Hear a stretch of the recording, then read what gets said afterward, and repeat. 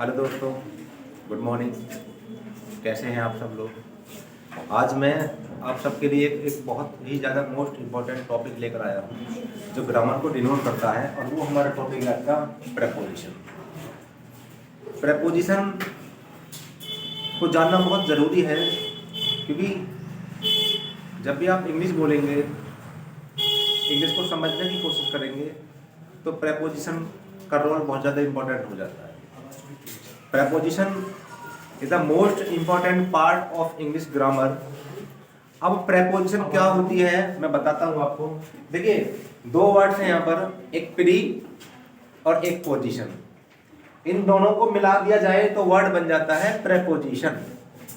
अब ये प्री का क्या मतलब होता है? प्री मीन्स होता है पहले आने वाला, और पोजीशन का मतलब होता है स्थिति, यानी कि पहले आने वाली स्थिति।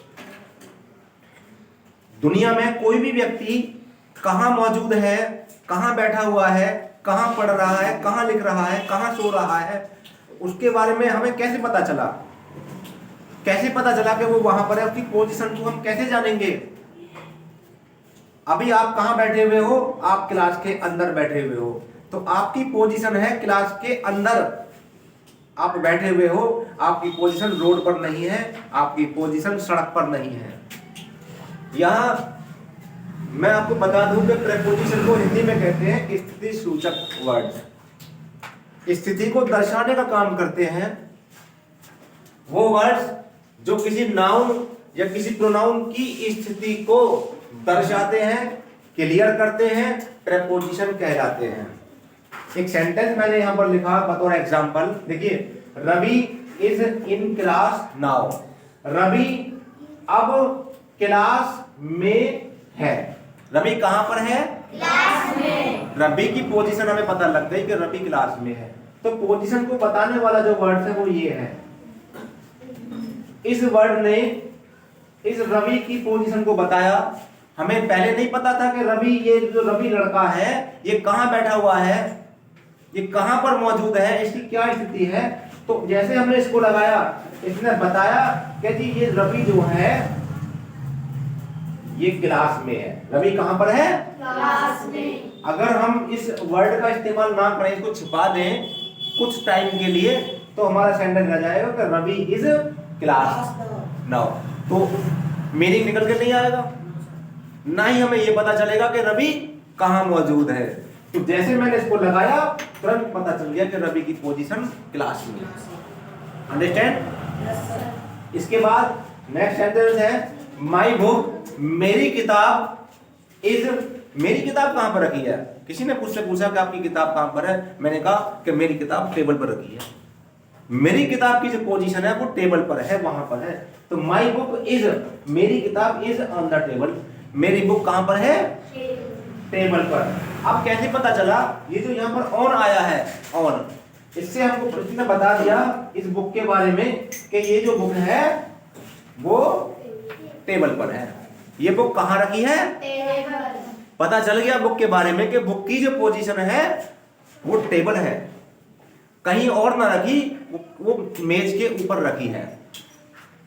तो इसका मतलब ऑन से हमें पता चल गया। नेक्स्ट वर्ड है हमारा, नेक्स्ट सेंटेंस है आई हैव ए गिफ्ट। मेरे पास एक गिफ्ट है। आई हैव गिफ्ट, मेरे पास एक गिफ्ट है। अब ये किसको देना है, इसका क्या करना है, इसकी पोजीशन क्या होनी चाहिए, आई डोंट नो। लेकिन मैंने जैसे ही बोला कि मेरे पास एक गिफ्ट है फॉर यू। फॉर मीन्स होता है के लिए। क्या होता है? और यू मीन्स आपके। फॉर यू, आपके लिए। मेरे पास एक गिफ्ट है, किसके लिए है वो? आपके लिए। तो इस गिफ्ट की जो पोजीशन है, इस गिफ्ट को मैं जो देने वाला हूं वो किसके लिए? आपके लिए। तो यहां जो वर्ड है इसने बता दिया कि जी इस गिफ्ट का करना क्या है। इस गिफ्ट का ये करना है कि गिफ्ट आपको देना है, ये आपके लिए है। अंडरस्टैंड? Yes sir. गुड। इसके बाद I teach you some important prepositions.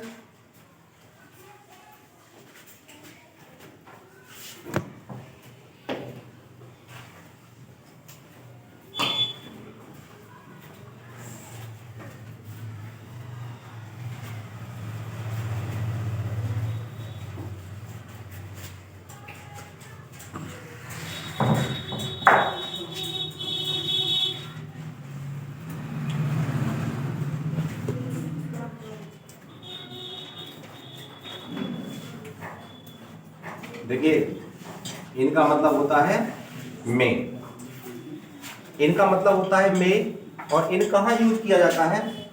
जब बात अगर मोशनलेस की हो, बात अगर मोशनलेस की हो, जैसे अभी मैं कहां पर हूं, मेरी पोजीशन कहां पर है?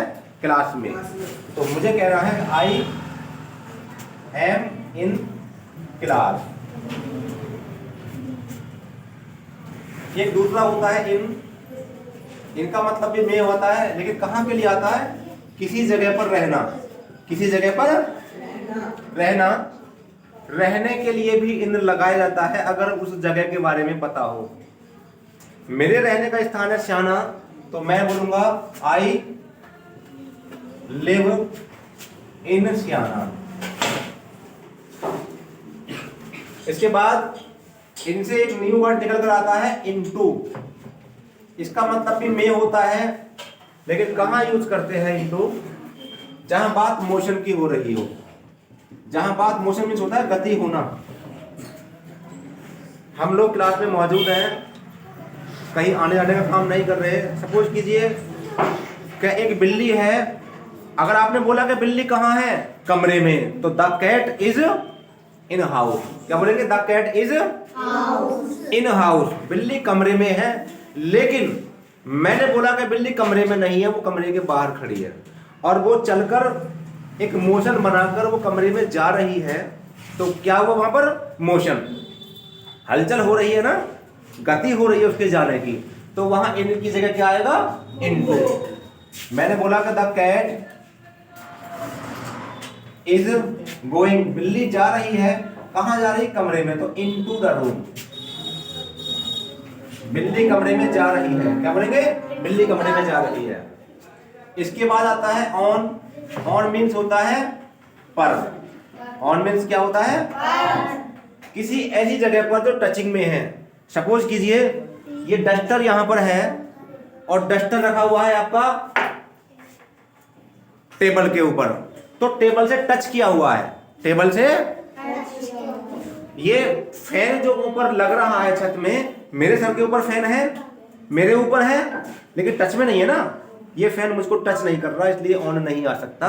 लेकिन ये बुक और ये डस्टर और ये पेन जो टेबल पर रखे हैं, सारी चीजें उसको टच कर रहे हैं, तो पर। तो क्या बोलेंगे? My book is on the table. एक एग्जांपल और देखिए, आई वॉक, मैं टहलता हूं। कहां टहलता हूं? On the road. On the, देखिए जब सड़क पर आप चलने का काम करते हैं, सड़क पर आप टहलते हैं, तो सड़क को टच करते नहीं करते हैं? ऐसा तो नहीं है कि सड़क से थोड़ा उठ के चलते हो, सड़क को हम टच ही करते हैं ऑब्वियसली। तो ऑन आ गया। यहाँ दो एग्जांपल्स आपके सामने मैंने दे दिए। इसके बाद आता है आपका फोर। फोर मीन्स होता है के लिए, के लिए। जैसे आई कम हेयर, मैं यहां पर आता हूं। आने की क्या पोजीशन है, क्या रीजन है, क्यों आता हूं यहां पर? आई कम हेयर फॉर टीचिंग, और मैं यहां पर पढ़ाने के लिए आता हूं। मैं यहां पर पढ़ाने के लिए, तो यहां फोर आ गया। देखिए यहां पर इन, यहां पर इन, यहां पर इनटू आ गया, यहां पर ऑन आ गया, यहां पर भी ऑन आ गया, यहां पर फोर आ गया।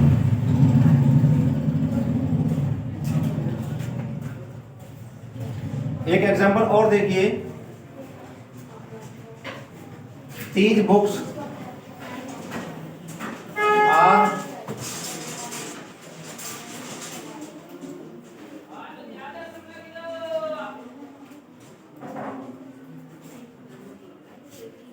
For students. ये किताबें किसके लिए हैं? These books are for students. ये किताबें छात्रों के लिए हैं, ये किताबें बच्चों के लिए हैं। इसके बाद नेक्स्ट प्रीपोजिशन देखिए, एक आता है विद। विद मीन्स होता है के साथ। विद मीन्स होता है के साथ। जैसे मैंने आपसे बोला कि डोंट वरी चिंता मत करो, आई एम विद यू, मैं तुम्हारे साथ हूं, मैं तुम्हारे आई एम विद यू। इसके बाद एक एग्जांपल और देखिए,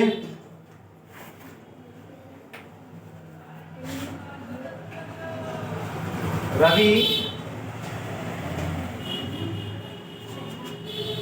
is playing with his friends. किसी ने पूछा कि रवि कहाँ है, रिप्लाई में आया कि रवि मैदान में है। फिर क्वेश्चन पूछा गया कि रवि क्या कर रहा है, रवि क्या कर रहा है, तो रवि खेल रहा है, रवि इज प्लेइंग। अब फिर क्वेश्चन पूछा गया कि रवि किसके साथ खेल रहा है, किसके साथ है, उसकी क्या पोजीशन है, तो पता चला कि Ravi is playing with his friends, Ravi अपने दोस्तों के साथ खेल रहा है। अंडरस्टैंड?